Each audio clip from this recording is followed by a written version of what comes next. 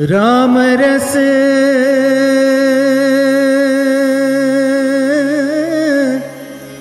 राम रस ऐसो है मेरे भाई,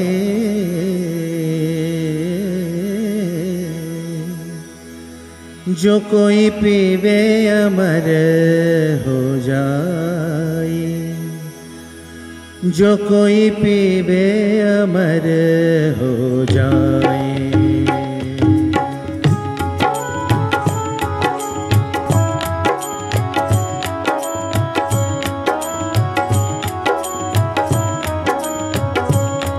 राम रस ऐसो है मेरे भाई, राम रस ऐसो है मेरे भाई, जो कोई पीवे अमर हो जाए, जो कोई पीवे अमर हो जाए, जो कोई पीवे अमर हो जाए, कोई पीवे अमर हो जाए।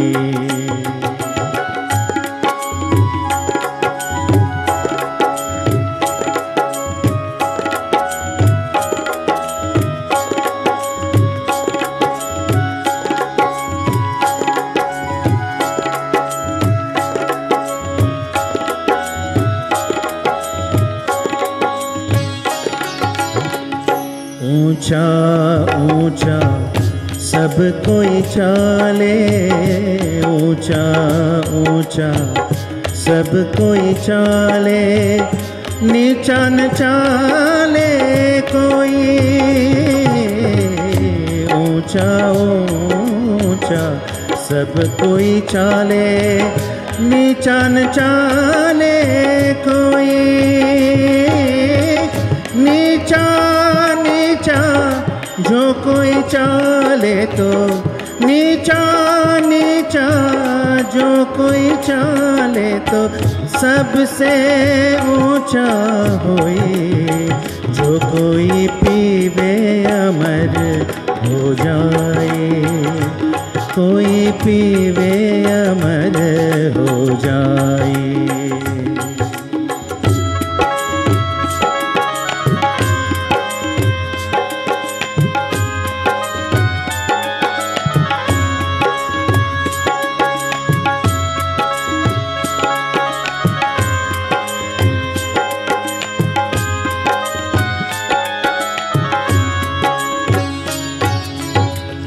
मीठा मीठा सब कोई पीवे, मीठा मीठा सब कोई पीवे, कड़वा न पीवे कोई, कोई मीठा मीठा सब कोई पीवे, कड़वा न पीवे कोई, हो कड़वा कड़वा जो कोई पीवे तो, कड़वा कड़वा जो कोई पीवे तो, सबसे सबसे मीठा होई, जो कोई पीवे अमर हो जाए, कोई पीवे अमर हो जाए।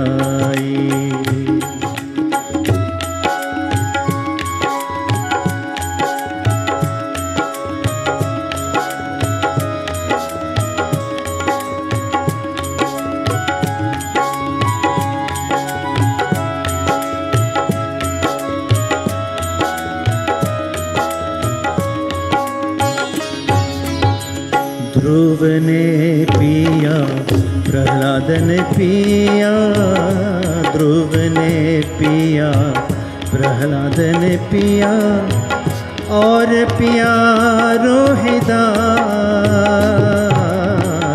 ध्रुव ने पिया प्रहलाद ने पिया, और पिया रोहिदास, दास कबीरा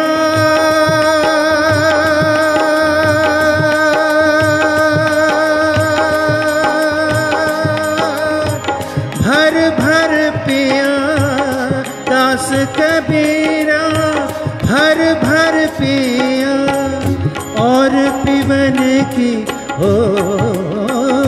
और पिबन की आश। कोई पीवे अमर कोई पीवे अमर हो जाए, जो कोई पीवे अमर हो जाए।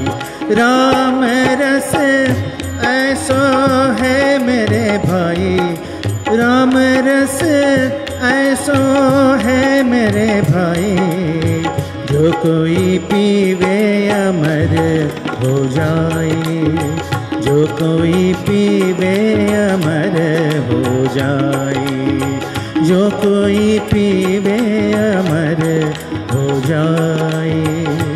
कोई पीवे अमर कोई पीवे अमर कोई पीवे अमर हो जाए।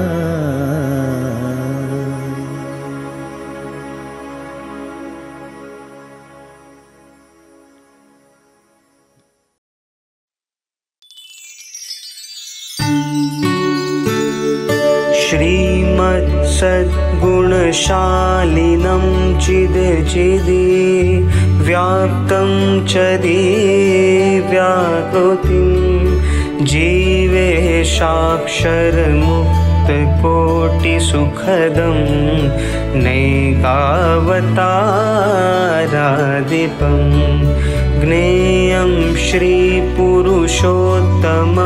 मुनिवरे वेदादिगीत्यं विभुं तं मूलाक्षरयुक्तमेव सहजानन्दं च वन्दे सदा। ॐ सहना भवतु सहनो भुनक्तु सह वीर्यं करवावहै तेजस्विनावधीतमस्तु मा विद्विषावहै। ॐ शान्तिः शान्तिः शान्तिः। गुणातीतोऽक्षरं ब्रह्म भगवान् पुरुषोत्तमः जनो जानन्निदं सत्यं मुच्यते भवबन्धना।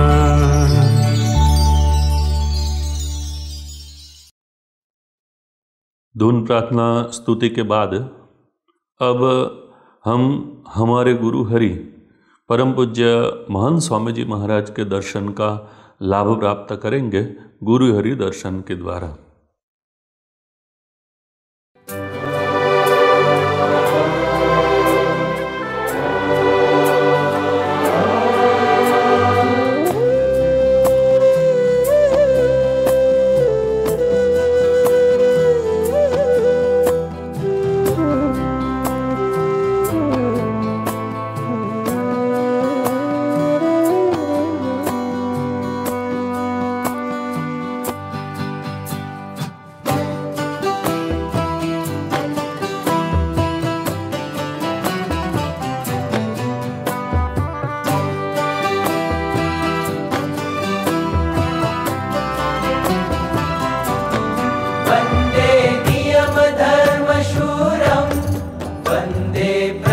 स्वामिवर्यं वन्दे नियमधर्मशूरं वन्दे प्रमुखस्वामिवर्यं वन्दे प्रमुखस्वामिवर्यं वन्दे प्रमुखस्वामिवर्यम्।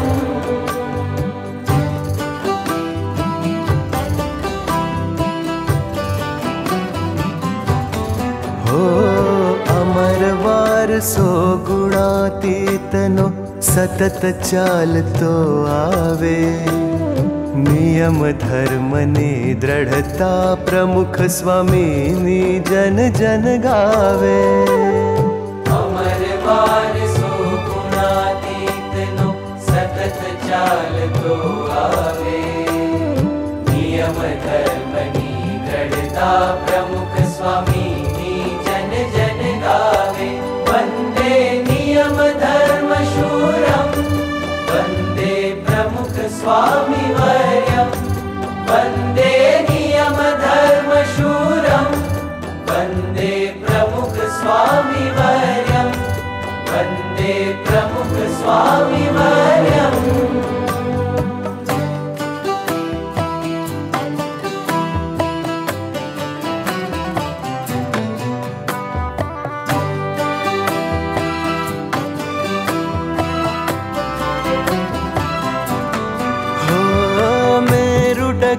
पण हरिना वचन थकी स्वामी नव डगता। अल्प वचन पण मोटू मानी सदाए आचरता।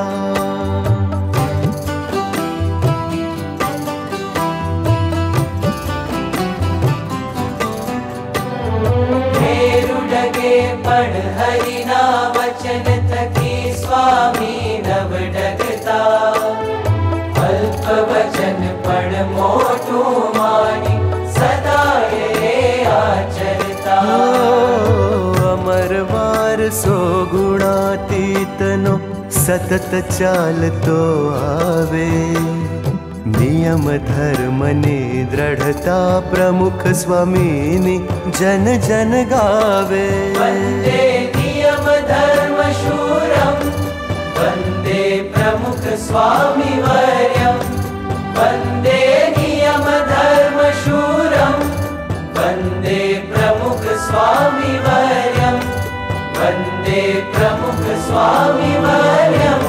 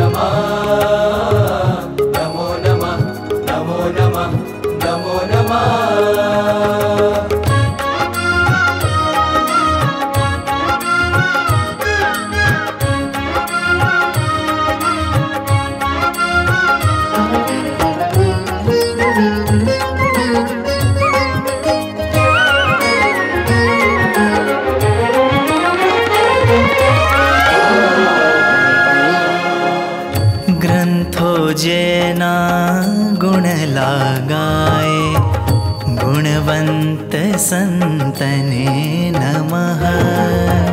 ग्रंथो जेना गुण लगाए गुणवंत संतने नमः। सकल गुणों ते जे मा समाए। सकल गुणों ते जे मा समाए प्रमुख स्वामी नमो नमः। सकल गुणों ते जे मा समाए महंत स्वामी नमो नमः। हे भेद दृष्टि रहिताय नमः। हे प्रमुख गुरु राजाय नमः। हे भेद दृष्टि रहिताय नमः। हे महंत गुरु राजाय नमः। हे भेद दृष्टि रहिताय नमः। हे प्रमुख गुरु राजाय नमः। हे भेद दृष्टि रहिताय नमः। हे महंत गुरु राजाय नमः।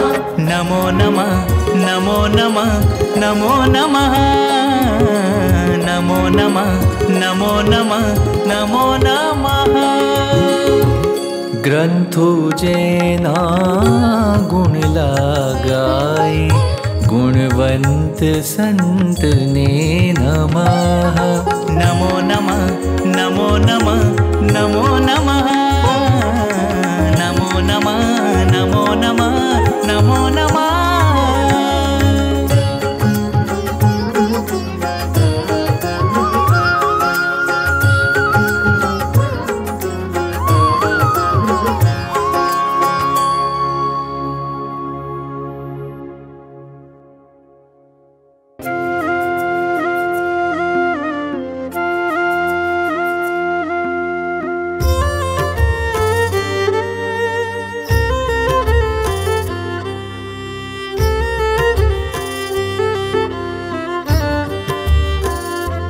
महंत स्वामी रूपे आज मारो हाथ झालो छे।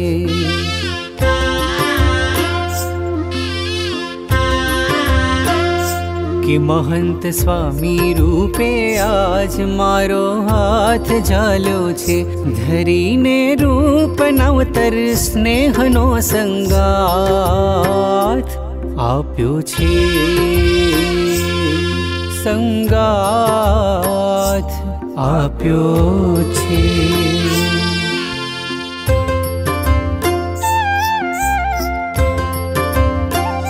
निहाड़ी सौम्य मुख हसतू तमारू सुख मळे मुझने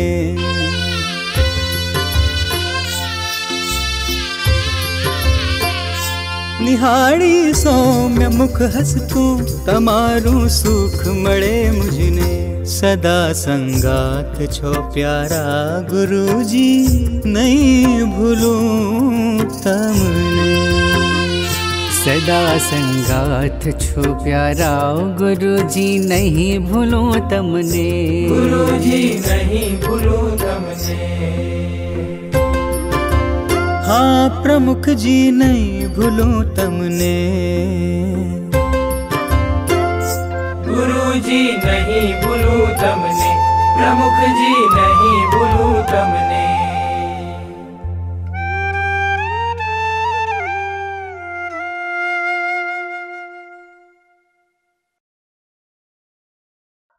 श्री स्वामीनारायण भगवान की जय।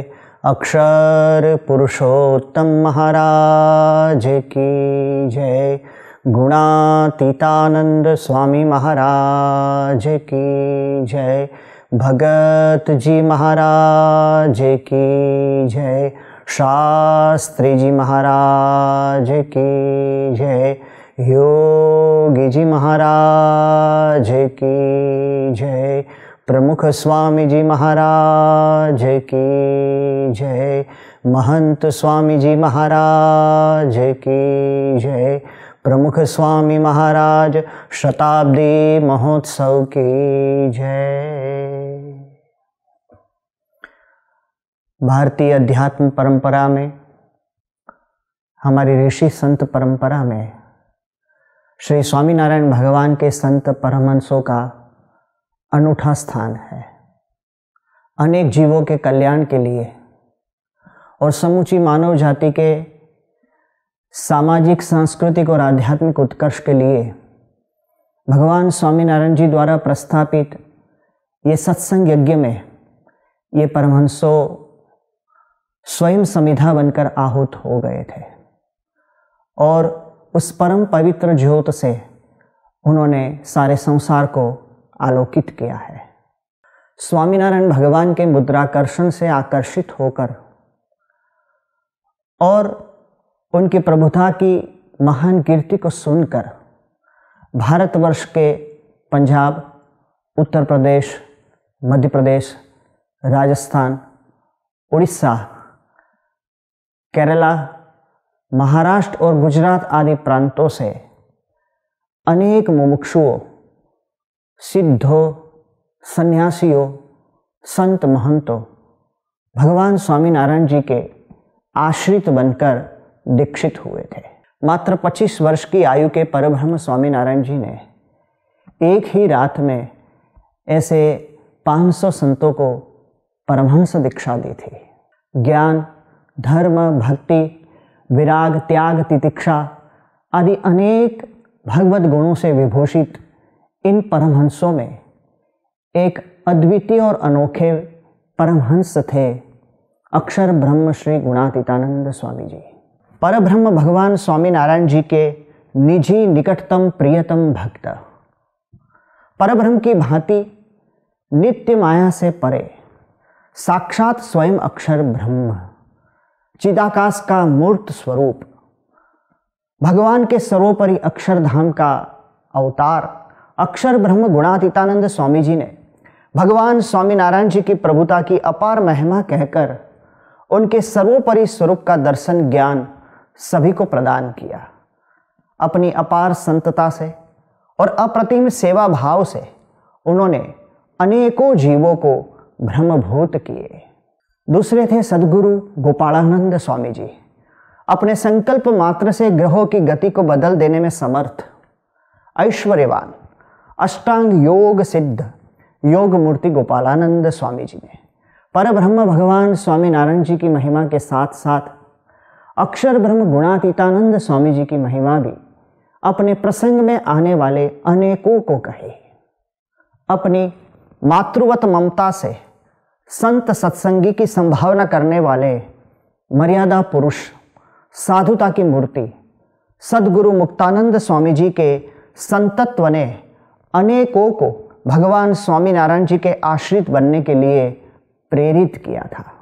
भगवत स्वरूपनिष्ठ वेद ज्ञाता ज्ञान मूर्ति सद्गुरु नित्यानंद स्वामी जी की विद्वता ने विद्वत जगत के प्रकांड और मानधाता पंडितों में स्वामीनारायण संप्रदाय के प्रति मुग्ध भाव प्रकट किया था। बहुआयामी प्रतिभा के स्वामी शतावधानी सद्गुरु ब्रह्मानंद स्वामी जी रचित छंद छपई की चमत्कृति से युक्त हजारों भक्ति पदों का बृहद साहित्य आज भी हमें विस्मित कर रहा है। उनकी सानी रखने वाला पिंगल साहित्य दुर्लभ है। बृहद वैराग्य मूर्ति सद्गुरु निष्कुड़ानंद स्वामी जी, समझो वैराग्य के तुम्बी पात्र में भक्ति का पुष्प खिला हो। वैराग्य की कंदराओं से कल कल निनाद कर बहता हुआ भक्ति निर्जर, जिनके त्याग न टकेरे वैराग्य बिना आदि भजनों गांधी जी के आश्रम को भी भक्ति से परिप्लावित करते रहे थे। प्रत्यक्ष भगवान स्वामीनारायण जी की लावण्यता, माधुर्यता, शील, स्वभाव और सौंदर्य में सदा आसक्त प्रेम मूर्ति प्रेमानंद स्वामी जी के भक्ति प्रपत्ति के पदों हमें कृतार्थ करते हैं। स्वामीनारायण संप्रदाय के भक्ति साहित्य को समृद्ध करने वाले इस परमहंस की गायकी काल को भी राग के अनुसार बदलने पर विवश कर देती थी। देह से भिन्न स्वयं की आत्मा को अखंड देखने वाले आत्मदर्शी श्री स्वरूपानंद स्वामी जी, मृत घोड़ी में अन्य आत्मा का संचार कर उसे सजीवन कर अपने सामर्थ्य का दर्शन कराने वाले श्री व्यापकानंद स्वामी जी, विदेही अवस्था ही जिनका स्थायी भाव था, ऐसे वचन की मूर्ति समान भाई श्री आत्मानंद स्वामी जी आदि परमहंसों अनेकों ऐश्वर्य और अपार सामर्थ्य के धनी थे, परंतु अपनी सिद्धाई को ढककर दास भाव, किंकर भाव, सेवक भाव से एक सहजानंद चरण के उपासी बनकर उनके आज्ञा वचनों के पालन में ही अपने अस्तित्व को विलीन कर बैठे थे। स्वामीनारायण संप्रदाय का धरातल बन जाने वाले इन परमहंस द्वारा रचित शास्त्रों, संपादित वचनामृत और भक्ति साहित्य ब्रह्म विद्या के उपासकों का शाश्वत काल तक मार्गदर्शन करता रहेगा। इन परमहंसों द्वारा निर्मित मंदिरों की वास्तुकला और काष्ठकला आज विश्व की धरोहर बनकर उभर चुकी है। विश्व वंदनीय संत विभूति परम पूज्य प्रमुख स्वामी जी महाराज ने दिल्ली स्थित स्वामीनारायण अक्षरधाम मंदिर के कलात्मक स्तंभों के सर्वोच्च पद पर प्रत्यक्ष परमात्मा स्वामीनारायण भगवान की प्राप्ति के आनंद से विभोर इन परमहंसों के मूर्ति शिल्पों की स्थापना कर मानव जाति पर किए उनके उपकारों के प्रति कृतज्ञता का भाव समर्पित कर उनकी कीर्ति को चिरकाल के लिए प्रतिष्ठित कर दिया है। आइए हम भी आज के सत्संग के माध्यम से परमहंसों के दिव्य जीवन कवन का श्रवण करें और हमारी कृतज्ञतापूर्ण हार्दिक भावांजलि उनके श्री चरणों में समर्पित करें।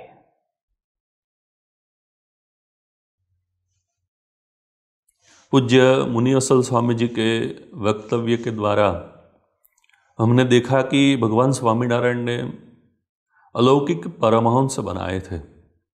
आज हम उन सभी परमहंसों में से थोड़े परमहंसों का परिचय प्राप्त करेंगे। इन सभी परमहंसों में मुख्य थे सद्गुरु मुक्तानंद स्वामी जी। आइए पूज्य जयतीश स्वामी जी को निवेदन करते हैं कि मुक्तानंद स्वामी जी का परिचय कराए। गुणातीतोऽक्षरं ब्रह्म भगवान् पुरुषोत्तमः जनो जानन्निदं सत्यम उच्यते भवबंधनात्। श्री स्वामीनारायण भगवान की जय। अक्षर पुरुषोत्तम महाराज की जय। गुणातीतानंद स्वामी महाराज की जय। प्रमुख स्वामी जी महाराज की जय। महंत स्वामी जी महाराज की जय। प्रमुख स्वामी महाराज शताब्दी महोत्सव की जय। गरुड़ा प्रथम के 71वें वचनामृत में भगवान स्वामीनारायण कहते हैं कि भगवान जब इस पृथ्वी पर अवतार धारण करते हैं तब अपने अक्षरधाम चैतन्य मूर्ति ऐसे जो पार्षद और अपने समग्र ऐश्वर्य के साथ पधारते हैं। भगवान स्वामीनारायण आज से 240 साल पहले इस पृथ्वी पर प्रकट हुए। अपने उत्तम भक्त ऐसे अक्षर ब्रह्म गुणातीतानंद स्वामी जी को भी वे साथ लेकर पधारे और अपने चैतन्य मूर्ति पार्षद यानी जो अक्षर मुक्त है, ऐसे जो भगवान के भक्त है, ऐसे संतों परमहंसों और स्त्री पुरुष आदि भक्तों को भी भगवान इस पृथ्वी पर लेकर पधारे थे। भगवान स्वामीनारायण के समय में करीबन 3000 जितने मुमुक्षुओं ने संत दीक्षा प्राप्त की थी। उनमें से 500 संतों को भगवान स्वामीनारायण ने परमहंस दीक्षा प्रदान की थी। ये सभी संत परमहंस गांव-गांव जाकर लोगों को अध्यात्म की प्रेरणा देते थे, सदाचार के मार्ग पर आगे बढ़ने के लिए प्रेरित करते थे। भगवान की भक्ति की रीति, सच्ची रीति जो है वो लोगों को सिखाते थे। इन परमहंसों में सद्गुरु मुक्तानंद स्वामी व भगवान स्वामीनारायण के समय में एक वरिष्ठ एवं सद्गुरु संत थे। मुक्तानंद स्वामी की अनेक विशेषताएं हैं, अनेक उनके सद्गुण हैं। उनमें सर्वप्रथम यदि गुण उनका यदि हम देखें तो वह शुद्ध मुमुक्षु और अति श्रद्धावान थे। भगवान स्वामीनारायण ने सारंगपुर के 3 वचनामृत में उनकी विशेषता बताते हुए कहा है कि मुक्तानंद स्वामी जी को हमने सर्वप्रथम जब लौचपुर में देखा और उस वक्त उनके अंदर जितनी श्रद्धा थी, भगवान की महिमा थी, आज दिन तक वह वैसी की वैसी ही है, उसमें तनिक भी कमी हुई नहीं है। तो ऐसे श्रद्धावान और मुमुक्षु ये मुक्तानंद स्वामी थे। उनके पूर्वाश्रम की यदि हम बात करें तो उनका जन्म सन 1762 में पौष शुक्ल सप्तमी के दिन सौराष्ट्र के अमरेली गांव में हुआ था। उनका बचपन का नाम मुकुंद दास था।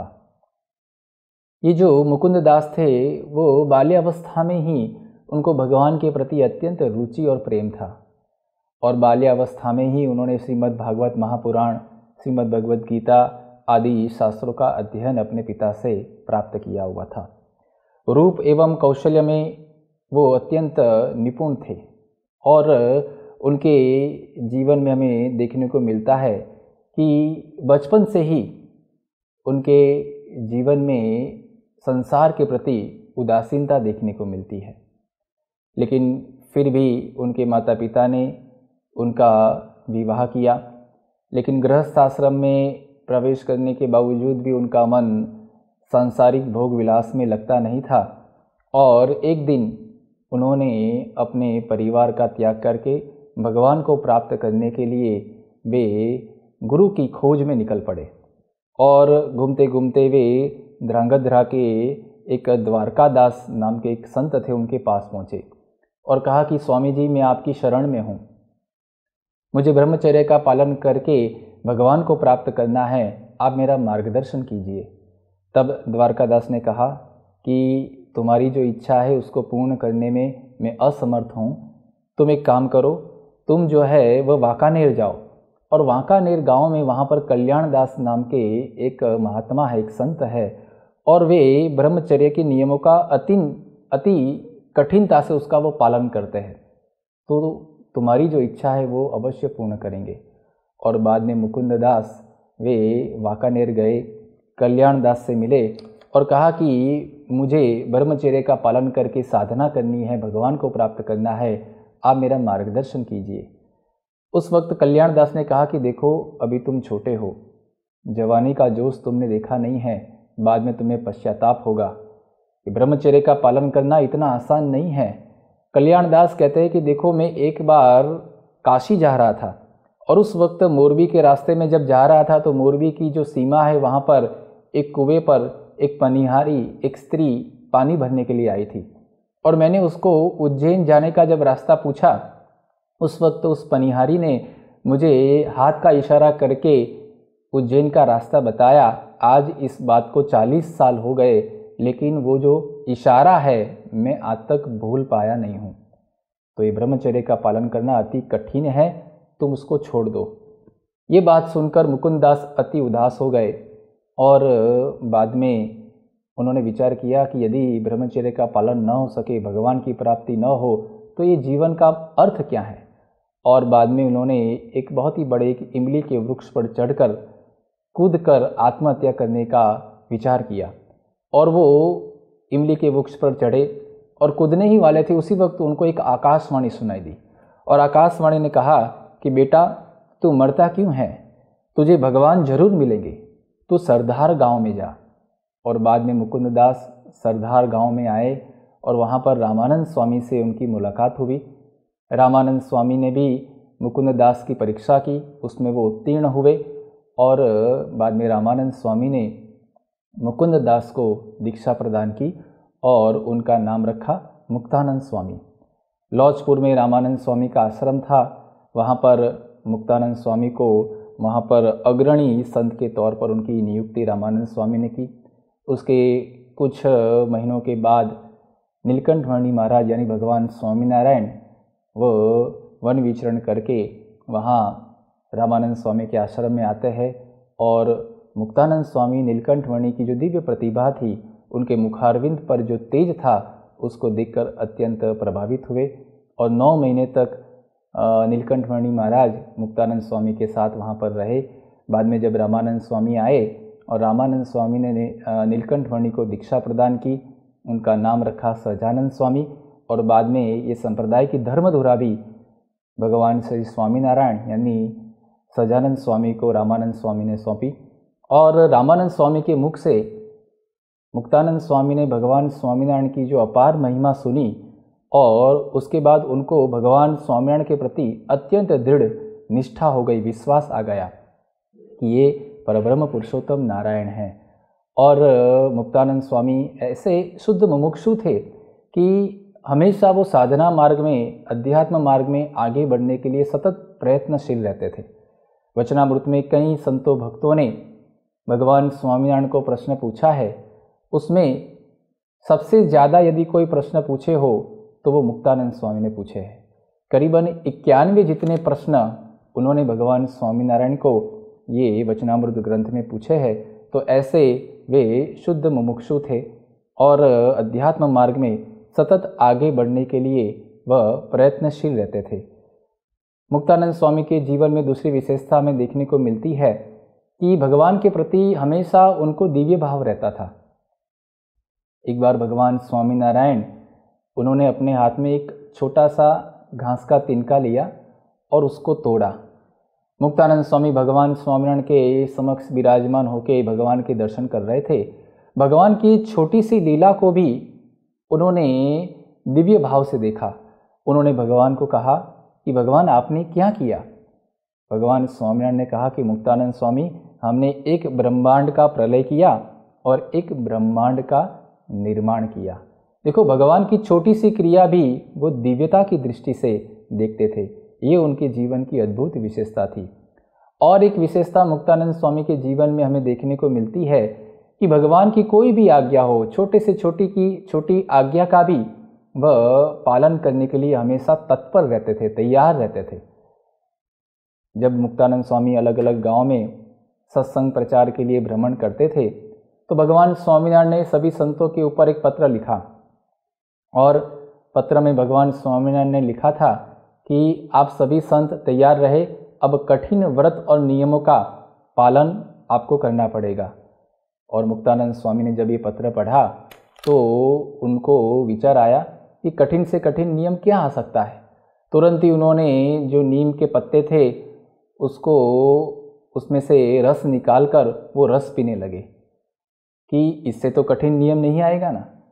और जब भगवान स्वामीनारायण को इस बात का पता चला, भगवान स्वामीनारायण अत्यंत प्रसन्न हुए, राजी हुए मुक्तानंद स्वामी की ऐसी आज्ञा पालन की तत्परता को देखकर। तो ऐसा अद्भुत गुण मुक्तानंद स्वामी के जीवन में था। मुक्तानंद स्वामी के जीवन में और एक गुण है, वह है उनकी साधुता। संतता और साधुता का लक्षण बताते हुए कहा गया है कि जो सहन करता है वही साधु है। मुक्तानंद स्वामी के जीवन में ये गुण भी हमें देखने को मिलता है। मुक्तानंद स्वामी के बारे में हम ये कह सकते हैं कि वे सत्संग की माँ समान थे। मतलब सत्संग में कोई भी हरि भक्त हो, कोई भी संत हो, उसको यदि कोई अभाव आ गया हो या भगवान में मनुष्य भाव आ गया हो, तो मुक्तानंद स्वामी उनके पास बैठकर घंटों तक वो भगवान स्वामीनारायण की महिमा समझाकर उनको सत्संग में वापस लेते थे। तो इस प्रकार से सत्संग से कोई गिर न जाए, सत्संग छोड़कर कोई चला न जाए, किसी को भगवान के प्रति मनुष्य भाव न आ जाए, इसकी सतत वो चिंता रखते थे और लोगों को भगवान स्वामीनारायण में जोड़कर रखते थे। और इसीलिए उनको सत्संग की माँ भी कहा जाता था। एक बार मुक्तानंद स्वामी सभी विद्यार्थी संतों के साथ आश्रम में थे और उस वक्त हुआ ऐसा कि मुक्तानंद स्वामी ऐसे आश्रम में भ्रमण करने के लिए निकले थे और तब भगवान स्वामीनारायण ने सभी संतों को नियम दिया था कि सभी संतों को दिन में एक ही टाइम भोजन करना है। लेकिन जो विद्यार्थी संत थे उनको 2 टाइम भोजन करने की भगवान ने छुट्टी दी थी। अब हुआ ऐसा कि कुछ विद्यार्थी संत जो थे, छोटे छोटे संत, उनको भूख लगी थी और वो वहाँ रसोई घर में, वहाँ पर जो पिछले दिन की जो सूखी रोटी थी वो वहाँ पर छिपकर, कोई देखे नहीं, ऐसे बैठकर खा रहे थे। और उसी समय मुक्तानंद स्वामी वहाँ से निकले। जैसे ही मुक्तानंद स्वामी को इन संतों ने देखा वो घबरा गए, डर गए और डर के मारे उनके हाथों में जो रोटी थी वो नीचे गिर गई। मुक्तानंद स्वामी ने जब ये देखा उनको बहुत ही आश्चर्य हुआ। उन्होंने कहा कि मुझे देखकर संत घबरा जाए, ये मेरे लिए अच्छी बात नहीं है, ये अच्छा लक्षण नहीं है। और बाद में मुक्तानंद स्वामी तुरंत ही संतों के पास गए और कहने लगे, अरे आप अकेले खा रहे, मुझे भी बहुत भूख लगी है, मुझे भी खाना दो। और सभी संतों के साथ बैठकर उस वक्त मुक्तानंद स्वामी ने वहाँ पर भोजन लिया। तो इस प्रकार से सभी को वो प्रेम देते थे और इसीलिए उनको सत्संग की माँ कहा जाता था। एक बार मुक्तानंद स्वामी संत मंडल के साथ मारवाड़ देश में वहाँ पर सत्संग भ्रमण करने के लिए गए थे और उस वक्त वहाँ पर भ्रमण करते करते बहुत समय बीत गया और भोजन का भी कोई ठिकाना रहा नहीं। और वहाँ उस समय भी विरोध तो था, द्वेषियों का विरोध। तो करीबन 3 दिन तक उनको भिक्षा में कुछ मिला नहीं और सभी संत जो थे उनको 3 दिन का उपवास हुआ। और बाद में हुआ ऐसा कि चौथे दिन एक ब्राह्मण वो संतों को मिलने के लिए, संतों के दर्शन करने के लिए आया और मुक्तानंद स्वामी ने उस ब्राह्मण को भगवान स्वामीनारायण की महिमा बताई और उसको बहुत ही भाव हुआ और उसने कहा कि स्वामी जी, मैं संतों को रसोई देना चाहता हूँ। मुक्तानंद स्वामी ने कहा, कोई बात नहीं, जैसी आपकी इच्छा है। 3 दिन तक संतों ने कुछ भोजन लिया नहीं है। और बाद में उसने वहाँ पर खिचड़ी बनाने की तैयारी शुरू की और उसने कहा कि मैं सबको खिचड़ी खिलाना चाहता हूँ, खिचड़ी का भोजन कराना चाहता हूँ। लेकिन मुक्तानंद स्वामी ने कहा कि कोई बात नहीं, आप भोजन कराइए, लेकिन उसमें घी मत डालिएगा, क्योंकि भगवान स्वामीनारायण ने हम संतों को आज्ञा दी है कि घी खाना नहीं है। तो उसने कहा कोई बात नहीं। और बाद में उसने खिचड़ी का भोजन तैयार किया और भगवान को भोग लगाने के लिए एक थाली में, एक कटोरी में खिचड़ी निकाली और उसको विचार आया कि भगवान को तो खिचड़ी में घी डाल ही सकते हैं। और उसने 1 चम्मच जो घी है वो खिचड़ी में डाला, भगवान को भोग लगाया। बाद में वो जो प्रसादिक खिचड़ी थी, वो जो बड़ा बर्तन था जिसमें सभी के लिए खिचड़ी बनाई थी, उसमें वो प्रसादिक खिचड़ी वहाँ पे डाली।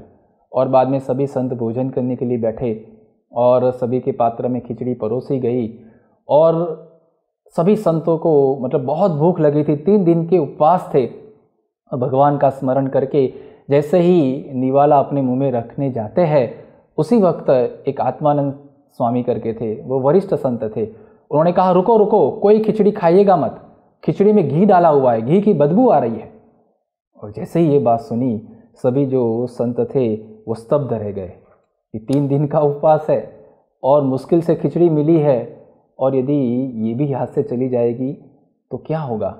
और उस वक्त मुक्तानंद स्वामी ने कहा, कोई बात नहीं, आप सभी संत चिंता मत करो, भले ही खिचड़ी में घी डाला है। और उस वक्त वो ब्राह्मण भक्त वहाँ पर ही थे, उन्होंने कहा कि स्वामी जी मैंने तो वो प्रसादी की जो खिचड़ी थी उसमें घी डाला था और वो खिचड़ी इसमें डाली थी, इसलिए एक ही चम्मच है, ज़्यादा कहाँ है। लेकिन फिर भी आत्मानंद स्वामी ने कहा कि नहीं, इसमें घी की बदबू आ रही है, घी है, भगवान की आज्ञा है, हम नहीं खाएंगे। तब मुक्तानंद स्वामी ने कहा कि देखो आप सभी संत भोजन कर लीजिए, 3 दिन का उपवास है, किसी ने भोजन लिया नहीं है, और यदि आज्ञा लोप के लिए भगवान जो भी प्रायश्चित देंगे वो आप सभी की ओर से मैं कर दूंगा, लेकिन आप भोजन कर लीजिए। और बाद में सभी जो संत थे उन्होंने भोजन किया। बाद में भ्रमण करते करते सभी संत जब भगवान स्वामीनारायण के पास पहुँचे, उस वक्त भगवान स्वामीनारायण ने आत्मानंद स्वामी के ऊपर भी प्रसन्नता बताई और मुक्तानंद स्वामी के ऊपर भी भगवान स्वामीनारायण ने प्रसन्नता बताई। बाद में भगवान स्वामीनारायण ने कहा कि आत्मानंद स्वामी के त्याग के सामने मुक्तानंद स्वामी की जो ये ममता है और सत्संग की जो मर्यादा है वो बढ़ जाती है। तो इस प्रकार से वे संतों की इतनी चिंता करते थे, हरिभक्तों की ऐसी चिंता करते थे, तो इसीलिए उनको सत्संग की माँ भी कहा जाता था। और एक और विलक्षणता मुक्तानंद स्वामी के जीवन में यदि कोई थी तो वो ये थी कि वे अनेक कलाओं में कुशल थे, विद्वान भी थे, और उन्होंने अपने जीवन काल के दौरान अनेक ऐसे शास्त्रों की रचना की है। नृत्य कला में भी वो बहुत ही प्रवीण थे और पैर में घुंघरू बांधकर नृत्य करते करते अपने पैर के अंगूठे से वो रंगोली बनाते थे। वे बहुत ही अच्छे वैद्य थे, नाड़ी परीक्षक थे, और उन्होंने बड़ौदा और जामनगर में भी विद्वानों की सभा में, वो जो वहाँ पर विद्वानों की संगोष्ठी हुई थी उसमें उन्होंने विजय प्राप्त की थी। ऐसे वो विद्वान भी थे और उन्होंने करीबन 7 जितने ग्रंथ संस्कृत भाषा में लिखे हैं और करीबन 23 जितने ग्रंथ हिंदी और गुजराती, ये जो प्राकृत भाषा है उसमें लिखे हुए हैं। तो ऐसे वे विद्वान और विविध कलाओं में निपुण थे। अनेक ऐसे भक्ति पदों की रचना उन्होंने की हुई है, भगवान की मूर्ति के पदों की भी रचना उन्होंने की हुई है। ऐसे साधुता संपन्न और सत्संग की माँ समान ये मुक्तानंद स्वामी थे। तो ऐसे मुक्तानंद स्वामी जो भगवान स्वामीनारायण के परमहंसों में उच्च कोटि के परमहंस थे, उनके जीवन में जैसे सद्गुण हैं और उन्होंने जिस प्रकार से भगवान स्वामीनारायण की प्रसन्नता प्राप्त की थी, ऐसे गुण और भगवान की ऐसी प्रसन्नता हम भी प्राप्त कर सके, यही आज के दिन भगवान और संत के चरणों में प्रार्थना। श्री स्वामीनारायण भगवान की जय। वैसे ही दूसरे परमहंस थे आत्मानंद स्वामी जी। आत्मानंद स्वामी जी रामानंद स्वामी जी के शिष्य थे, इसलिए भगवान स्वामीनारायण कई बार उनको भाई, मतलब जो है उनके गुरु भाई हुए, इसलिए भाई कहकर भी बुलाते थे। और कई बार ये दोनों शब्द मिलाकर भाई आत्मानंद स्वामी भी उनको बुलाते थे। आइए पूज्य मनोविजय स्वामी जी से निवेदन करते हैं कि हमें आत्मानंद स्वामी जी का परिचय कराएं। श्री स्वामीनारायण भगवान की जय। अक्षर पुरुषोत्तम महाराज की जय। प्रमुख स्वामी महाराज की जय। महंत स्वामी महाराज की जय। प्रमुख स्वामी महाराज शताब्दी महोत्सव की जय। इतिहास साक्षी है कि 25 वर्ष की आयु में भगवान श्री स्वामीनारायण ने एक ही दिवस के अंदर 500 मुमुक्षुओं को परमहंस की दीक्षा दी थी। ये 500 परमहंसों की जीवन गाथा आज भी अध्यात्म मार्ग पर चलते मुमुक्षु के लिए प्रेरणा देती है। एक एक परमहंस का जीवन ईश्वर की तरह पूजे जाए, इस प्रकार का समर्थ था, मगर सभी परमहंस भगवान श्री स्वामीनारायण की आज्ञा में रहते थे। ऐसे ही एक परमहंस की बात कहते हुए भगवान श्री स्वामीनारायण संतों की सभा में एक बार प्रश्न पूछते हैं कि इनमें से ऐसे कौन से संत हैं जिन्होंने अपने शरीर की सुविधा के लिए कभी भी किसी से कुछ न मांगा हो। सभी सभा के अंदर सन्नाटा छा गया। एक संत खड़े हुए और तुरंत ही भगवान स्वामीनारायण बोल उठे कि देखिए संत साधुराम, आपने पिपलिया गांव के अंदर लोहार के पास अपने कपड़े की सिलाई के लिए सुई धागा मांगा था कि नहीं। ये सुनकर उनकी स्मृति सतेज हुई और वो संत नम्रता से हाथ जोड़कर नीचे बैठ गए। थोड़े ही समय में एक संत खड़े हुए और हाथ जोड़कर नम्रता से भगवान को कहा कि भगवान, मैंने मेरे शरीर की सुविधा के लिए कभी भी किसी से कुछ नहीं मांगा है। तब सभी संत आतुरता से भगवान का प्रतिभाव सुनने के लिए बैठे थे। उसी समय भगवान स्वामीनारायण बोले, हाँ स्वामी, आप सच कहते हो, आपने कभी भी किसी के पास अब अपने शरीर के लिए कभी भी कुछ नहीं मांगा है। ये प्रसंग को निष्कुलानंद स्वामी अपने ग्रंथ के अंदर वर्णन करते हुए लिखते हैं, पचिनाथ कहे संत सूरा, आमा कोण कठण व्रते पूरा, जेवा छे आत्मानंद, एवा होते बोलो मुनि इंद। जी हाँ, ये संत परमहंस से आत्मानंद स्वामी, ये आत्मानंद स्वामी का जन्म मारवाड़ प्रदेश के अंदर उटवाड़ गांव के अंदर हुआ था। कहते हैं कि संसार से विरक्त होकर भगवान की प्राप्ति के लिए तीर्थाटन में जुड़ गए थे। उस समय उनको भगवान श्री स्वामीनारायण के गुरुदेव रामानंद जी स्वामी जी का योग हुआ था। जब प्रथम बार भगवान श्री स्वामीनारायण के दर्शन हुए, उस समय उनकी उम्र थी 60 साल और भगवान श्री स्वामीनारायण की उम्र थी 20 वर्ष। एक पोते की उम्र वाले एक व्यक्ति को भगवान की तरफ पूजन किए जाए, इस प्रकार की समझ ये आत्मानंद स्वामी के जीवन के अंदर थी। भगवान स्वामीनारायण की प्रत्येक आज्ञा का पालन करना वो उनका जीवन था। इसलिए संप्रदाय में उनको वचन की मूर्ति के रूप में सभी कहते हैं। भगवान स्वामीनारायण उनको गुरु भाई के रूप में मानते थे और कभी कभी भाई स्वामी और वृद्धात्मानंद स्वामी कहकर भी बुलाते थे। पूरा संप्रदाय उसको भयात्मानंद स्वामी कहकर बुलाता था। और ये भयात्मानंद स्वामी के जीवन में, आत्मानंद स्वामी के जीवन में संसार के पदार्थों के प्रति अत्यंत अरुचि थी। शरीर की सुविधा लालन पालन में अत्यंत अभाव था। वचन की मूर्ति थे। भगवान स्वामीनारायण की आज्ञा से मुक्तानंद स्वामी के साथ एक बार मारवाड़ प्रदेश के अंदर सत्संग विचरण के लिए वो गए थे। उस समय भगवान स्वामीनारायण ने व्रत दिया था कि भोजन में हमें घी नहीं लेना है। उस समय एक ब्राह्मण यजमान का निमंत्रण आया। कहते कि 3-3 दिन के उपवास मुक्तानंद स्वामी, आत्मानंद स्वामी और सभी संतों को हुए थे। अब चौथे दिन का निमंत्रण स्वीकार करके ब्राह्मण के घर पर पहुँचे। ब्राह्मण यजमान को मुक्तानंद स्वामी ने कहा कि देखिए, गलती से भी भोजन के अंदर घी मत डालना। तब ये बात सुनकर यजमान ब्राह्मण भोजन की तैयारी करने लगे। जब सभी भोजन के लिए बैठे तब भोजन परोसा गया। सभी संत आतुरता से अपनी भूख संतोष हो इसलिए भोजन के लिए आतुर थे। और कहते हैं उसी क्षण आत्मानंद स्वामी वहाँ बोल उठे कि खिचड़ी के अंदर घी की गंध आ रही है। और उतने में ही सभी संत निराश हो गए, क्योंकि आज भी क्या चौथा उपवास करना पड़ेगा, आज भी क्या हम भोजन नहीं ले पाएंगे। भगवान की आज्ञा का पालन ये हमारा जीवन है, ऐसा समझने वाले संतों को संशय हुआ कब क्या करें। मुक्तानंद स्वामी ने यजमान को पूछा, तो यजमान ने कहा कि स्वामी जी, खिचड़ी में तो घी नहीं डाला है, मगर ठाकुर जी की भोग वाली खिचड़ी के अंदर खिचड़ी में घी डाला था और वही खिचड़ी ये सभी खिचड़ी के अंदर मिला दी है, इसलिए थोड़ा सा घी आया होगा। मुक्तानंद स्वामी ने सभी संतों को कहा, आप सभी संत भोजन ग्रहण कर ले, महाराज जो भी प्रायश्चित देंगे वो मैं कर लूँगा। मगर आत्मानंद स्वामी जो वचन की मूर्ति थे, उन्होंने भोजन नहीं किया, आज्ञा का पालन किया। और कहते हैं कि इस प्रकार से वो चौथे उपवास के अंदर भी आगे बढ़े। भगवान स्वामीनारायण को जब ये बात पता चली, तब भगवान स्वामीनारायण ने दोनों सद्गुरु संतों को आदर सम्मान देकर प्रशंसा की। कहते कि धन्य है मुक्तानंद स्वामी को, जिन्होंने संतों की और भक्तों की सभी की संभाल ली, और धन्य है आत्मानंद स्वामी को, जिन्होंने हमारी आज्ञा का पालन किया। देखो, ऐसे वचन की मूर्ति समान आत्मानंद स्वामी थे। आत्मानंद स्वामी को अपनी शरीर की बिल्कुल चिंता नहीं थी, शरीर का ध्यान नहीं रखते थे। इतने शरीर के अंदर फोड़े हो गए थे, फिर भी कोई दवा उपचार नहीं करते थे। और कहते कि मैं तो आत्मा हूँ, मेरा नाम आत्माराम है। और इस प्रकार से वो अपनी आत्मा के आत्मज्ञान की मस्ती में भक्ति किया करते थे।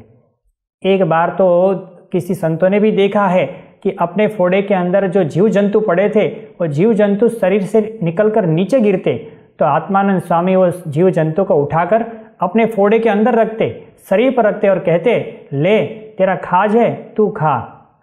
इस प्रकार की आत्मनिष्ठ स्थिति वाले ये आत्मानंद स्वामी थे। यही आत्मानंद स्वामी ने कभी भी जीवन में भगवान स्वामीनारायण का एक भी वचन का उल्लंघन नहीं किया है। आत्मानंद स्वामी 90 साल की जब उम्र में आए उस समय धोलेरा मंदिर में थे। धोलेरा मंदिर से वहाँ से चलकर भगवान स्वामीनारायण के दर्शन के लिए वो गढ़ड़ा आए थे। कहते हैं कि जब स्वामी जी की उम्र 116 साल की हुई उस समय गुणातीतानंद स्वामी का योग हुआ और उनके मन में जो संशय था कि इतनी उम्र होने के बावजूद भी भगवान मुझे धाम में क्यों नहीं ले जाते। गुणातीतानंद स्वामी को यही प्रश्न पूछा। तब गुणातीतानंद स्वामी ने समझाते हुए कहा कि स्वामी, आपको भगवान स्वामीनारायण के स्वरूप समझने के अंदर कमी है। तब भगवान स्वामीनारायण के सर्वोपरि स्वरूप के प्रसंगों की सारी कथा वार्ता गुणातीतानंद स्वामी ने उनको सुनाई। तब ये कथा सुनकर भयात्मानंद स्वामी बोल उठे कि गुणातीतानंद स्वामी, वाह, आज आपने मेरा संशय निवारण कर दिया।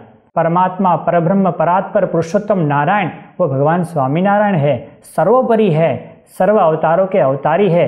ये स्पष्टता, ये निश्चय आज मुझे हुआ है।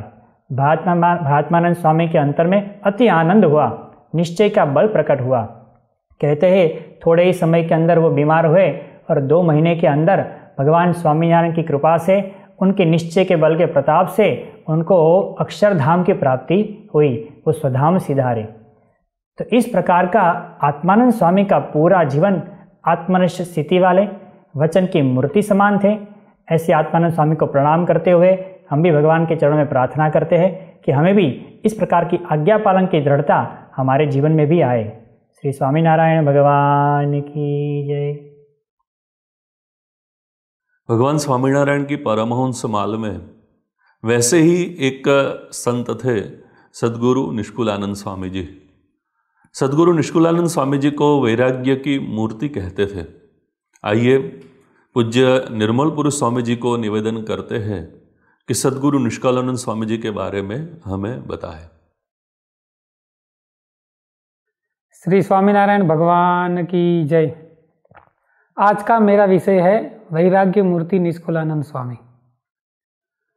निष्कुलानंद स्वामी पूर्वाश्रम के अंदर शेखपाट गांव के रहने वाले थे। लालजी सुथार उनका नाम। अत्यंत सुखी संपन्न परिवार में पले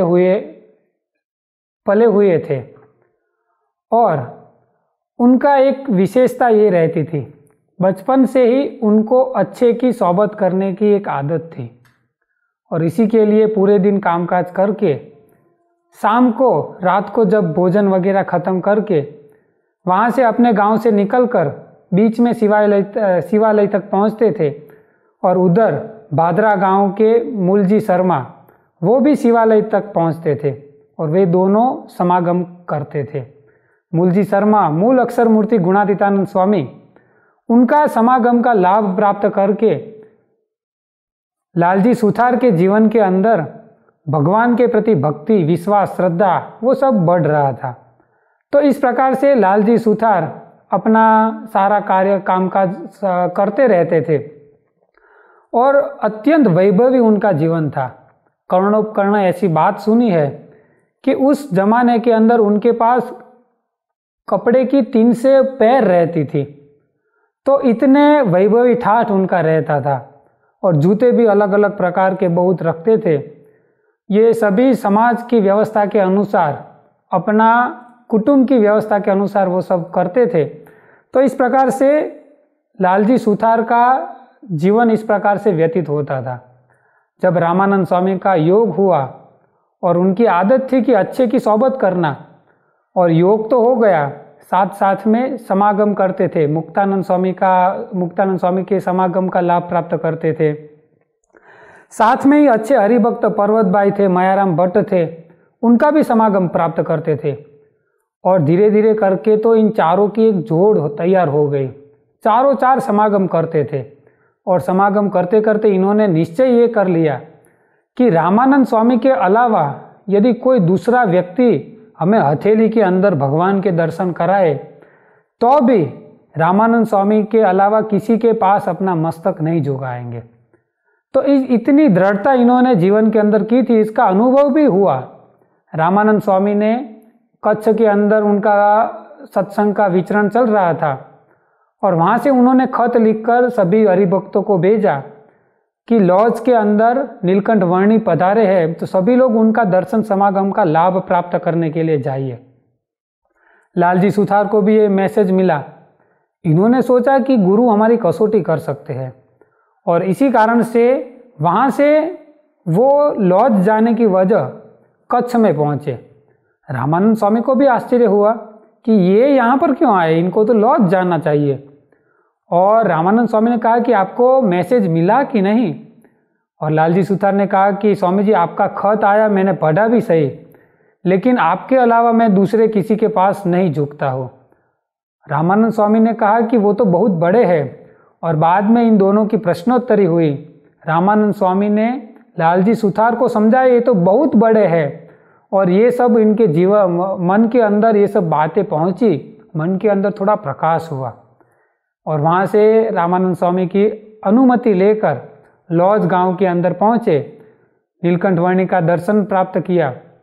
भगवान के दर्शन प्राप्त करके इनको प्रतीति बढ़ने लगी, और इनको ये मन के अंदर होने लगा कि रामानंद स्वामी ने जिस प्रकार से इनकी बड़प्पन की बात की है, इसी प्रकार से ये बहुत बड़े लगते हैं। और क्रूस का एक आया थी, अत्यंत नम्र और छोटे बालक जैसे ही थे नीलकंठ वर्णी, लेकिन इनके अंदर उनका आकर्षण बढ़ता गया। और जब भी रामानंद स्वामी ने नीलकंठ वर्णी को धुरा सौंपी, सहजानंद स्वामी नाम धारण किया, सभी लोग श्रीजी महाराज से इनको पहचानने लगे, और धीरे धीरे करके भगवान स्वामीनारायण ने वहाँ पर विचरण शुरू किया। और वसंत पंचमी का उत्सव उन्होंने शेखपाट गांव, लालजी सुथार के गांव के अंदर ही किया, और वहाँ पर वसंत पंचमी का 3-4 दिन का उत्सव वगैरह किया। बाद में भगवान स्वामीनारायण ने लालजी सुथार को कहा कि हमें कच्छ प्रदेश के अंदर सत्संग हेतु जाना है, तो आपके जैसा कोई पथदर्शक मिल जाए तो अच्छा रहेगा। लालजी सुथार ने कहा कि अब तो मेरे गुरु यही है, तो इनकी आज्ञा के मुताबिक मुझे ही करना चाहिए, और वे खुद तैयार हो गए। भगवान बड़े प्रसन्न हुए, और लालजी सुथार ने सोचा कि रेगिस्तान का प्रदेश है और बीच में ये सारा बंजर भूमि है, वहाँ पर कुछ भी खाने पीने की कोई व्यवस्था नहीं मिल सकती है। तो इन्होंने खाने की सामग्री ली, साथ में पानी के लिए पानी का पात्र ले लिया ताकि दोनों के लिए पानी हो सके, और थोड़े पैसे भी ले लिए ताकि कहीं पर भी कुछ ज़रूरत पड़े तो उपयोग में आ सके। भगवान स्वामीनारायण ये सब देख रहे थे। इन्होंने सोचा कि मेरा आधार लेने की जगह पर ये लालजी सुथार इन सभी चीज़ों का आधार ले रहे हैं। मनोमन भगवान ने एक संकल्प कर लिया, और बाद में दोनों निकले। धीरे धीरे चलते चलते चलते निकल रहे थे। आगे जाते जाते बंजर भूमि की शुरुआत होने आई, और वहाँ पर एक भूखा आदमी मिला, और भूखे आदमी ने कहा कि मैं बहुत भूखा हूँ, तो मुझे कुछ भोजन का प्रबंध कर दीजिए, नहीं तो मैं मर जाऊँगा। भगवान ने लालजी सुथार के सामने देखा। लालजी सुथार ने कहा कि भगवान हमारे लिए ये भोजन रखा है, तो हम भूखे रहेंगे बाद में। भगवान ने कहा कि सर्वकर्ता भगवान है, दे दो इनको। और लालजी सुथार ने थोड़ी आर्ग्यूमेंट की, लेकिन बाद में दे दिया। चलते चलते आगे गए, बीच में चोर मिले। चोर ने वहाँ पर चोरी करने के लिए सारी लालजी सुथार को चेक किया, लेकिन कहीं पर भी कुछ मिला नहीं, और चोर वहाँ से जाने की तैयारी कर रहे थे। भगवान स्वामीनारायण वहाँ पर हंसने लगे, और चोरों को कहा कि आपको अपने व्यवसाय के अंदर कुशलता नहीं लगती है। और इनको आश्चर्य हुआ कि ये कैसी बात कर रहे हैं। भगवान ने कहा इनके जूते के तलाश नहीं किया आपने, इसके अंदर भी हो सकता है। और बाद में चोर ने वहाँ पर जूते निकलवा कर उसमें से भी जो भी पैसे रखे थे वो सारे ले लिए। लालजी सुथार देखते ही रहे कि ये तो साथ में रहकर ही ऐसा कर रहे हैं, लेकिन जो भी है मेरे गुरु है। एक बार निश्चय करने की जो बात आती थी, इसके अंदर थोड़ा निश्चय तो हो ही गया था, दृढ़ता अभी बाकी थी, जो कर रहे वो तो बराबर ही है, ऐसा सोचकर आगे चलते गए। एक प्यासा व्यक्ति मिला, और रेगिस्तान शुरू हो गया था, और वहाँ पर पूरी भूमि के अंदर कोई भी जगह पर कोई पेड़ वगैरह कुछ नहीं दिख रहा था। और इस परिस्थिति के अंदर वो प्यासे व्यक्ति ने कहा कि कुछ पानी की व्यवस्था हो सके तो। और भगवान ने लालजी सुथार के सामने देखा, लालजी सुथार के मन के अंदर हुआ कि ये तो मरवा देंगे हमें आगे जाकर, और ये सारी चीज़ें देने की बोल रहे हैं। भगवान ने कहा कि लाओ तो जल पात्र। अब कुछ कह नहीं सकते थे, थोड़ा समझाया, लेकिन ये तो भगवान थे, पूर्ण पुरुषोत्तम नारायण। इन्होंने जल पात्र लिया और वो सामने व्यक्ति ने ऐसे हाथ रखकर पानी पीने की शुरुआत की। धीरे धीरे धीरे करके 2 लोगों के लिए जो पानी की व्यवस्था की थी, सारा जल वो अकेला पी गया, और भगवान का ही प्रेरणा हुआ होगा। और वहाँ पर जल पीकर वहाँ पर वो तो निकल गया। अब भगवान ने कहा चलो चलते हैं, रेगिस्तान के अंदर चलने की शुरुआत की। और चलते चलते चलते चलते थोड़ी धूप भी थी और बड़े परेशान होने लगे। और व्याकुल होते होते लालजी सुथार ने भगवान को कहा कि भगवान अब मैं नहीं चल पाऊँगा, अब कहीं से भी पानी की व्यवस्था होगी तभी मैं एक डग भी आगे कर पाऊँगा। भगवान ने कहा अभी आगे आ जाएगा थोड़ी देर के अंदर। इन्होंने कहा कि मैं ये रास्ते पर हमेशा आता जाता रहता हूँ, मेरे ससुर का गांव भी यहीं पर ही है, तो मुझे पता है कि यहाँ पर आगे 5-7 गांव तो कुछ भी नहीं मिलने वाला है, और वहाँ तक पहुँचते पहुँचते मेरे प्राण ही निकल जाएंगे। और ये सब बातें हो रही थी। भगवान ने कहा कि ऐसा कहते हैं कि ये रेत के अंदर से पानी निकलता है। लालजी सुथार ने कहा कि ये तो बंजर भूमि है, इसके अंदर तो नमक वाला ही पानी आएगा। भगवान ने कहा कि करो तो सही। और उसने कहा कि लालजी सुथार ने कहा कि अंदर गहरा भी बहुत होगा। भगवान ने कहा प्रयत्न करो। और वहाँ पर जैसे ही रेता हटाया और जैसे ही 8-10 इंच जितने गए और वहाँ से पानी की शहर निकली, लालजी सुथार को आश्चर्य हुआ कि कभी भी ऐसा हो ही नहीं सकता है। और वहाँ पर पानी लेकर टेस्ट किया तो मीठा पानी, बड़े खुश हो गए। और वहाँ पर उन्होंने अपना जल पात्र लिया, साफ़ किया, छान कर पानी भरा, भगवान को दिया। भगवान ने पानी पिया और वही प्रासादिक जल लालजी सुथार ने बाद में पिया, बड़े प्रसन्न हो गए। और भगवान का ये दिव्य चरित्र, इनको लगा कि ये साधारण पुरुष नहीं है। सही में जैसी रामानंद स्वामी ने बड़प्पन की बात की थी, ऐसे ही बहुत बड़े पुरुष है। और मन के अंदर ये दृढ़ता की बात आगे चलते गई। धीरे धीरे करके भगवान आगे पहुँचे। रेगिस्तान जब खत्म होने आया तब छोटे मोटे पेड़ शुरू हुए, और वहाँ पर तुच्छ बबूल का पेड़ वहाँ पर आया, और उसकी जो कंटक थे भगवान को सब चुभे थे, और बीच में भी कहीं चुभे थे। भगवान ने कहा लालजी सुथार को कि मेरे पैर के अंदर जो कंटक चुभे हैं तो आप उसे निकाल दीजिए। और लालजी सुथार ने बड़े प्रेम से भगवान के पैर अपने गोद के अंदर लेकर धीरे धीरे करके सारे कंटक निकाल दिए। और कंटक निकालते निकालते भगवान ने दूसरा दिव्य चरित्र किया। भगवान ने वहाँ पर 16 शुभ चिन्ह के दर्शन करवाए। लालजी सुथार बड़े प्रसन्न हो गए कि ये तो साक्षात नारायण है और इनका मुझे योग हुआ है। बड़े प्रसन्न हो गए। भगवान भी देख रहे थे कि अब इनके मन के अंदर निश्चय की दृढ़ता जोर हो रही है। और धीरे धीरे करके भगवान आगे चलते चलते आधोए करके गांव आया। भगवान वहाँ पर रुके। भगवान ने लालजी सुथार को कहा कि लालजी, गांव के अंदर भिक्षा मांग कर आओ और वो भिक्षा का अन्न हम ग्रहण करेंगे। लालजी सुथार वहाँ पर मन के अंदर सोच रहे थे कि ये गांव के अंदर तो सब पहचानने वाले हैं, और ये तो मेरे ससुर का ही गांव है, यहाँ पर कैसे भिक्षा मांग पाऊँगा। और भगवान को कहा कि भगवान, यहाँ पर तो सब परिचित है, मैं भिक्षा मांग कैसे सकता हूँ। भगवान ने कहा कि कोई पहचाने नहीं, ऐसा कर दूँ तो। और लालजी सुथार ने कहा कोई बात नहीं। और भगवान ने वहाँ पर चरित्र का किया। भगवान ने इनको त्यागाश्रमी बना दिया। उसी वक्त भगवान तो सारी चीज़ें लेकर ही आए थे। मन के अंदर भगवान तय करके आए होंगे कि इनको यहाँ पर हमें त्यागाश्रम दे देना है। और वहाँ पर त्यागाश्रमी के लिए जो चीज़ें चाहिए वो सारी भगवान ने दे दी।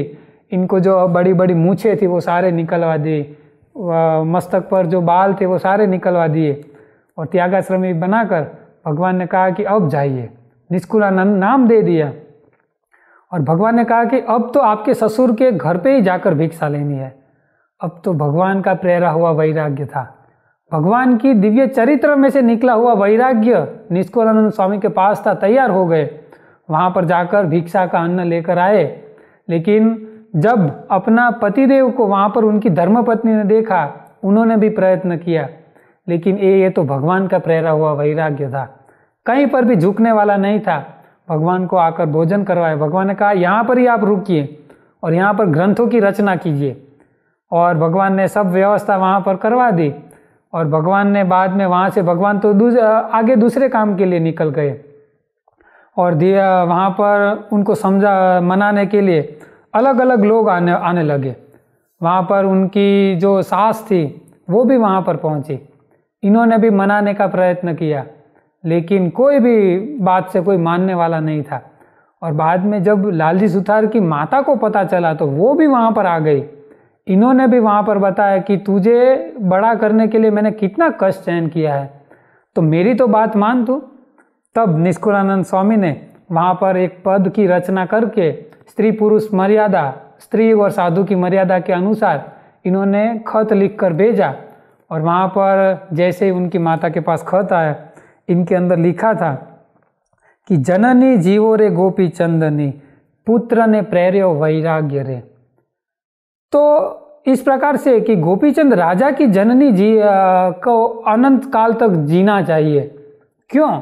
क्योंकि अपने एकलौती संतान को उन्होंने वैराग्य का घूंट पिलाया है। और इस प्रकार का पद पढ़कर उनकी माता को लगा कि ये मेरा बेटा को वैराग्य जो है वो अत्यंत दृढ़ है, वहाँ से वो भी निकली। तो इस प्रकार से निष्कुलानंद स्वामी के जीवन के अंदर अतिशय दृढ़ वैराग्य था। और एक प्रसंग जब धीरे धीरे करके भगवान ने उनको बड़ी पदवी भी दी, बड़े संत की तौर पर वहाँ पर सत्संग का विचरण सब चल रहा था। तो एक बार लौजपुर गांव के अंदर से पसार हो रहे थे और वहाँ पर एक खेत था। खेत में मिर्च उगी हुई थी और मिर्च की फसल थी, बड़ी अच्छी खुशबू आ रही थी। और निष्कुलानंद स्वामी ने मन के अंदर विचार हुआ कि ये मिर्च बहुत अच्छी है। अब ये तो वैराग्यवान, इन्होंने तय किया कि मेरे मन के अंदर ऐसा विचार क्यों आया। और इन्होंने वहाँ पर वो खेत वाले को बताया कि मुझे मिर्च चाहिए। और खेत वाले ने ऐसे संत को देखकर मिर्च दिया। करीबन 500 ग्राम जितनी मिर्च आई। धोकर इन्होंने खाना का शुरू किया और तीखी मिर्च थी, लुखाई खाना शुरू किया। 1 2 3 4 5 6 मिर्च के अंदर तो आँख में से, नाक में से पानी निकलना शुरू हुआ। और जैसे ही 15-20 तक पहुँचे तो पूरे शरीर में से पानी निकलना शुरू हो गया। निष्कुलानंद स्वामी बोलते थे कि ले खा, खाना था तुझे, ले खा। और इस प्रकार से इन्होंने अपनी इंद्रियों को इतना कठिन दंड दिया। तो इस प्रकार से इनके जीवन के अंदर वैराग्य था। कभी भी बाद में इन्होंने मिर्च अपने जीवन काल के अंदर नहीं खाया, लुखा सूखा ही खाकर अपना पूरा जीवन व्यतीत करते थे। तो ऐसे निष्कुलानंद स्वामी ने पद भी लिखा है कि त्याग न टके वैराग्य विना, करिए कोटि उपाय जी। कि कभी भी त्यागाश्रम टिक नहीं सकता है जब तक जीवन के अंदर वैराग्य नहीं आता है। तो इस प्रकार से पद निष्कुलानंद स्वामी ने बनाए हैं।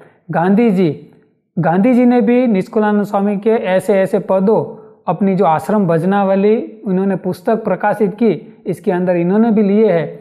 तो ऐसे वैराग्यवान संत भगवान स्वामीनारायण के अनन्य संत को चरणों में कोटि कोटि नमन। श्री स्वामीनारायण भगवान की जय।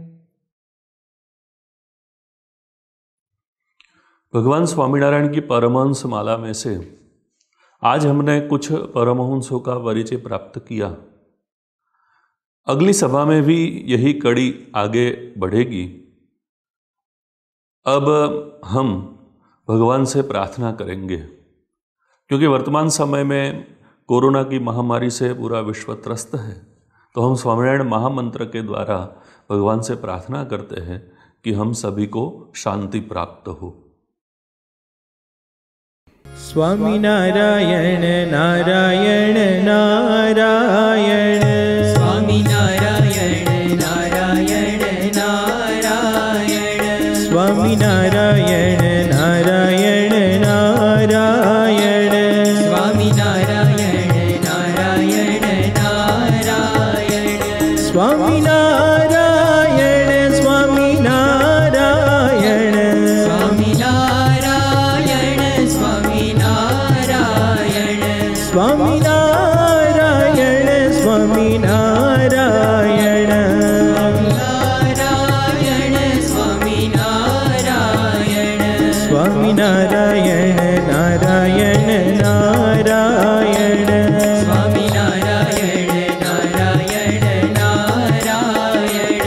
स्वामिनारायण नारायण नारायण स्वामिनारायण नारायण नारायण स्वामिनारायण नारायण नारायण स्वामिनारायण नारायण नारायण स्वामिनारायण स्वामिनारायण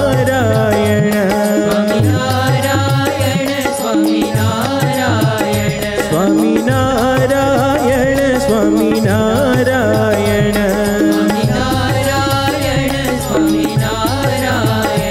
स्वामिनारायण स्वामिनारायण स्वामिनारायण स्वामिनारायण नारायण नारायण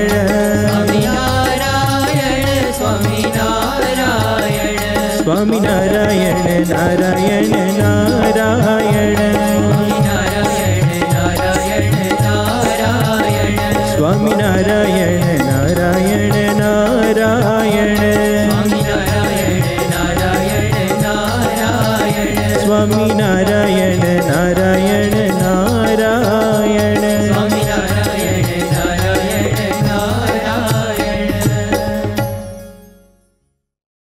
अब समय है भगवान की आरती का। हम सभी अपने घर पर भी आरती का प्राकट्य करेंगे और हम सभी समूह में भगवान की आरती में जुड़ेंगे। श्री स्वामिनारायण भगवान की जय।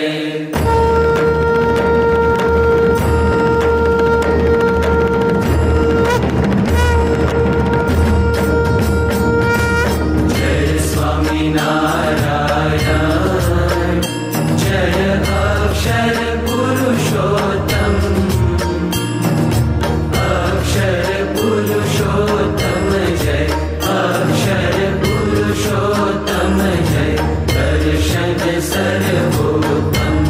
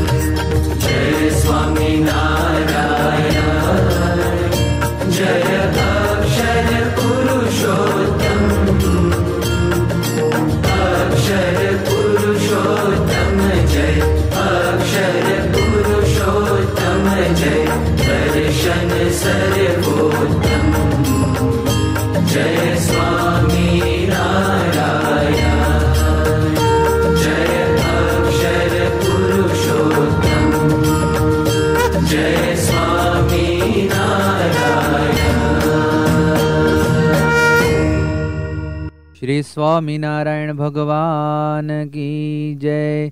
अक्षर पुरुषोत्तम महाराज की जय। गुणातीतानंद स्वामी महाराज की जय। भगत जी महाराज की जय। शास्त्री जी महाराज की जय। योगी जी महाराज की जय। प्रमुख स्वामी महाराज की जय। महंत स्वामी महाराज की जय। प्रमुख स्वामी महाराज शताब्दी महोत्सव की जय। सभा के अंत में हम जय मंत्र और विदाई श्लोक बोलकर सभा की पूर्णाहुति करेंगे। सभी को जय स्वामीनारायण। गुणातीतं गुरुं प्राप्य ब्रह्मरूपं निजात्मना विभाव्य दासभावेन स्वामिनारायणं भजे। श्रीहरिं साक्षरं सर्वदेवेश्वरं भक्तिधर्मात्मजं दिव्यरूपं परं शान्तिदं मुक्तिदं कामदं कारणं स्वामिनारायणं नीलकण्ठं भजे। श्रीहरिं